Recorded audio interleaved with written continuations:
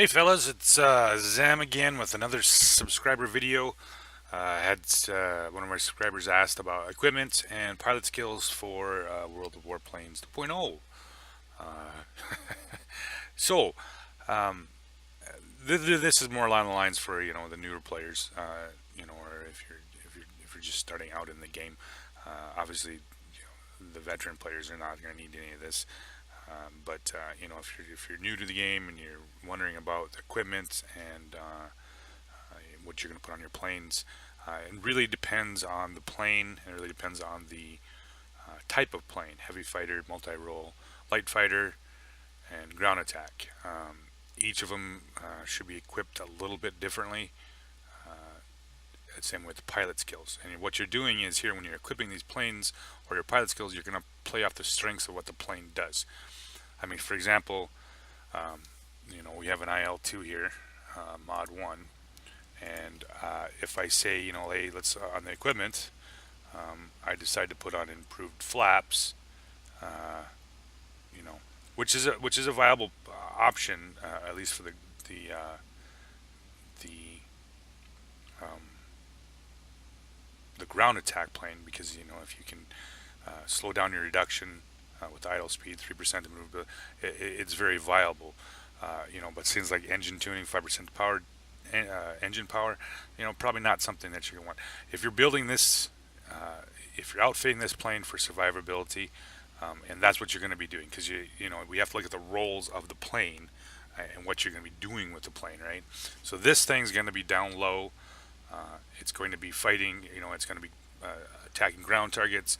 It's going to be getting. There's going to be planes behind it. There's going to be AA all over it.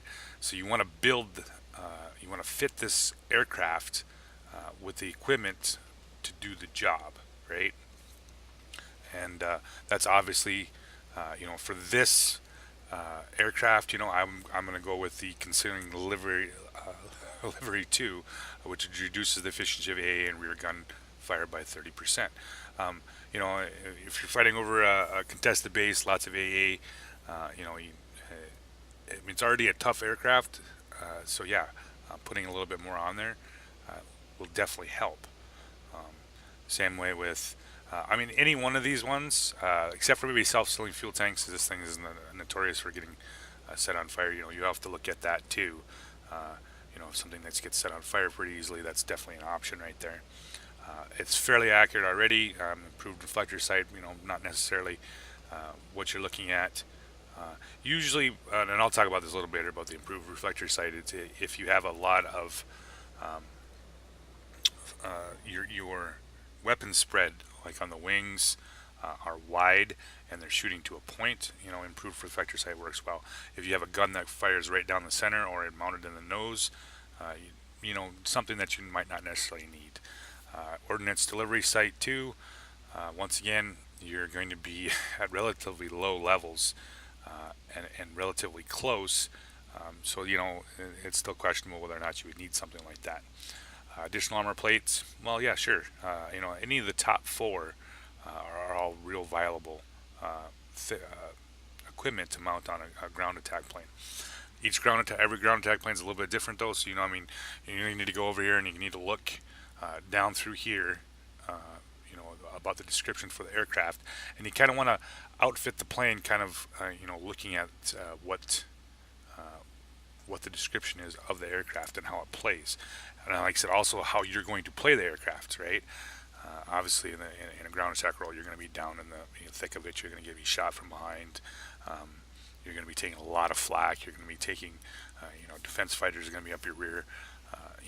So you have to build that off of what you're going to be doing in it. So in my opinion, I would probably, and you can always change out some of this too. Um, they're all viable options. I tend to play this thing a little bit more aggressive because yeah, I'll ram you too. What the hell? So yeah, I usually go with things like improved covering, reinforced airframe. So if you add those two together, that's an extra 20% to the aircraft HP, which is always nice. Lets you stay longer in the battle. Once again, the AA one up here, or the additional armor plating. These top four, any of these three outfitted on the aircraft would be be fine. Once again, you always got to be worried about what you're going to be doing with this aircraft, and you're going to outfit it accordingly to what that works like that. So we're going to be doing, okay, so that is the equipment, and now we're going to, let's discuss some of the pilot skills. And once again, you know, you were putting the pilot skills according to what you're going to be doing with the aircraft, obviously, right? You know, for example, this mod 2, you know, I'm not going to be picking aerodynamics expert or aerobatics expert, but hey, you know what, I might throw on the fire resistance, you know, perk along with a fire extinguisher for my consumables. Same way with, most likely I would probably go with something like battle tested or protection expert, you know, as I build the skills. You know, so you're building this, once again, you're building the pilot skills to what the aircraft is going to be used for. And ground attack, obviously, you want survivability. You know, definitely with the increase in view range, you know, that's also nice. But you know, I'm going to stay away from things that's going to give me, you know, say maneuverability over survivability. You know, that's once again using the aircraft for what it's going to be used for. So I hope that kind of answers. You know, these are pretty self-explanatory pilot skills. You know, you're going to read through them, and you're going to be picking them accordingly to what fits the aircraft type. So, so this is the ground attack. I'm going to do a one for each one of these. Obviously, too, you know, when you're playing this, you want to be running along with your normal equipment outload. You know, you want to make sure you load consumables, manual fire extinguisher, whatever you want to pay. If you want to do any of these, typically I use a pneumatics restarter. Once again, there's several different versions of it, and I usually use you know, a control surface trim or, you know, a med kit, one of the two. Once again, what you're going to be doing with the aircraft entirely depends on how you're going to do it. Standard ammunition, I usually use the universal. I reset all these so I can show you how to work this. You know, so yeah, you're setting this aircraft up. You know, like I said, once again, as how you're going to be playing it. You know, so pneumatic starter, and you know, we're going to go first aid dressing. So you know, that's your consumable loadout, and of course we've talked about the equipment. Now this is for, in my opinion, some, you know, the pilot skills in the GA for the GA. So let's talk about multi-role.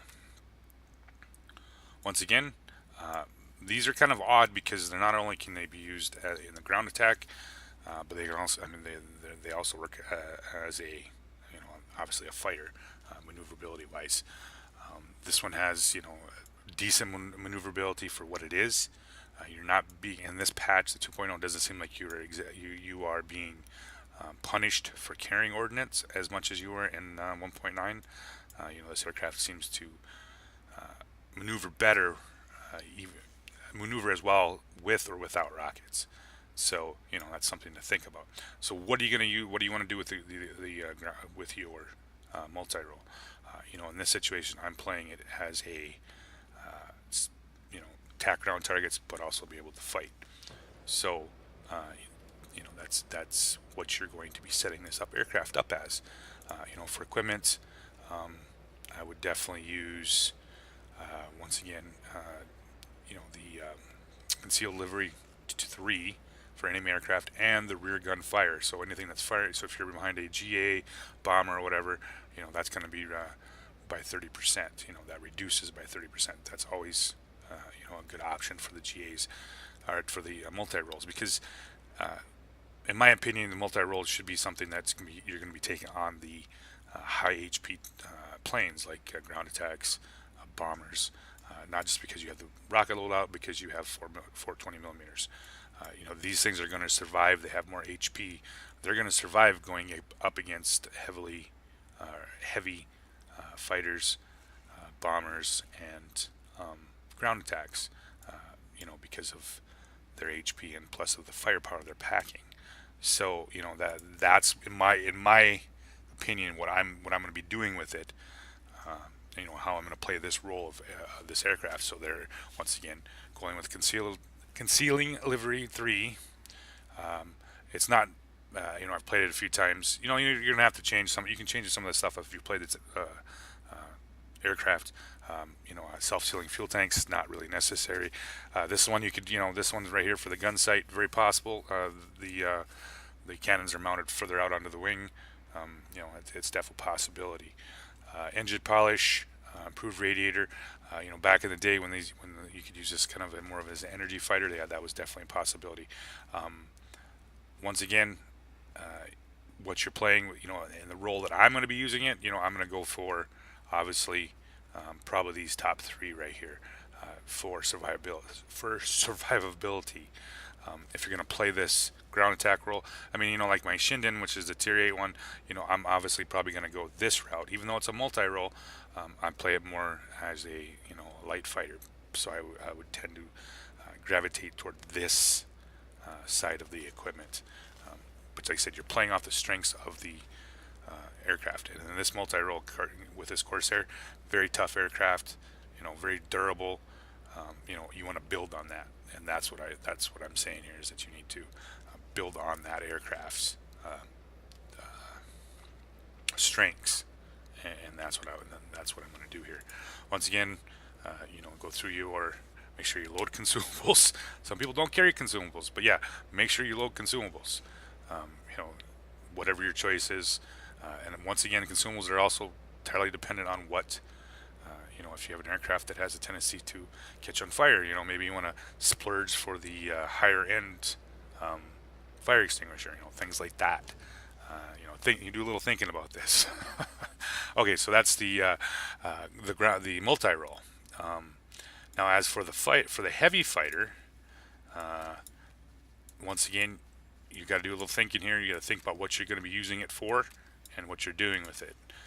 The ME262, equipment-wise, once again, I'm going to be playing this thing as kind of more of a zoom and boom. This isn't a turn fighter. Terrible maneuverability. So you don't really, like I said, it's questionable whether or not you actually need this. Especially with the pilot skills for this aircraft, do you really need to put in, the aerobatic expert and all that kind of stuff? You're building this, you're fitting this aircraft for its strengths. So in this situation, I might pick up the reinforced airframe. This is all 4 machine guns are mounted in the nose, so once again, not really needed for the gun sight. 5% to maximum speed, 25% acceleration in a dive. Hey, yeah, sure. Any improved flaps, maybe not so much. You shouldn't be. You really don't want to be reducing airspeed anyway with this aircraft, because you want to be keeping up your airspeed as you dive. It's all about the power. So you're not obviously going to be slowing down as little as possible with a heavy fighter. You always want to be keeping the speed up, and working up and down the altitude, up and down, up and down. Additional armor plates, hey, that's definitely a possibility, especially if, and this is once again I'm talking about, the aircraft in general as you play it, picking equipment, if you're having problems with engines getting knocked out, wings getting knocked out, that kind of things. For obviously this is large dimensions and vulnerable engines. So hey, here we go, additional armor plates. Helps out with the critical damage to the engine. Reading that description of the aircraft over here, and how you're going to play the aircraft, and your experience in aircraft is going to help you pick the equipment. And that's just something to remember. Same with the pilot skills. Heavy fighter. Something like Raptor strike, chance of setting enemy aircraft on fire and causing critical damage. Takes effect when aircraft speed approaches maximum dive speed and pitch angle exceeds 45 degrees. Heavy fighter, it's an energy fighter. It's going to be up high, swooping down. Hey, great skill for a heavy fighter, right? 45 degrees, maximum dive speed as you're diving down to take a shot. You're playing this as a, like I said, as a the heavy fighter role. Like I said, these obvious with the pilot skills, you can just go through here and see what they're all about. This up mismounts rockets. Hey, you know what? Maybe I'll pick up the the rocket skill. Increases your chance of hitting something with rockets, directly hitting something with rockets. Maybe not once again with the marksman 2. These are all 4 cannons that are grouped up in one, and they usually shoot to about the same spot. So something that's probably not needed for a pilot skill if you're playing the ME262. Same way with the engine. These are definite possibilities with a heavy fighter, because it's all about the engine. It's all about the speed. It's all about the gaining the altitude, using that to your advantage. Um, you know, would I put aerobatics expert on it or aerodynamics expert on it? No, probably not as a pilot skill, because that's not what I'd be using it for. You can't put enough of this on here to make this aircraft not be a brick, right? It's just kind of, I shouldn't say common sense. It's just you're playing to the strengths of the aircraft. All right, and we're going to do the last one, which will be a fighter. And let's see, KI-61. I really start liking this aircraft. Okay, so high maneuverability. Yeah, high maneuverability. So I'm playing off the strengths of this, of course. Once again, checking my equipment. I'm not going to do the improved covering. I might do the self-sealing fuel tanks. Once again, Japanese fighter has a tendency to catch on fire. Lightweight airframe, yes, definitely. 3% maneuverability. Control surface adjustment, 3% maneuverability. I'm building this aircraft once again for its strengths, and in this case, I'm actually going to do something about one of its weaknesses, which is often catches on fire. Mount that, get a good fire extinguisher, and you're going to help out with that. Same way with the pilot skills on this one. This one becomes an option right here. Extinguishes fire by active maneuvering. Hey, that's a actual good idea. Or if you go the other route, put the extinguisher on, fire duration and damage by 20%. Both those are very viable for this aircraft because of its tendency to catch on fire. Aerodynamics expert, aerobatics expert, both good skills for this aircraft. Once again, these are not really applicable, the bombing or that. Marksman, if you want to pick them up, if you want to get enough skills on it, these guns are once again spaced out a little bit. It's going to help your accuracy.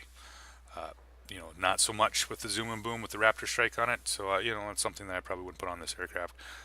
You're not going to be coming down out of a dive a lot with this aircraft. This is a turn and burn aircraft, so you're going to be in close and doing that kind of stuff. So, adrenaline rush, once again, overheating, 10% after striking. Some of these skills are, if you've got the basics down, you get up to 15 points here. So, you're obviously not going to get all of them, but you're going to be building off this for whatever aircraft you're flying. So, hopefully that answered some of your questions about equipment for World of Warplanes 2.0.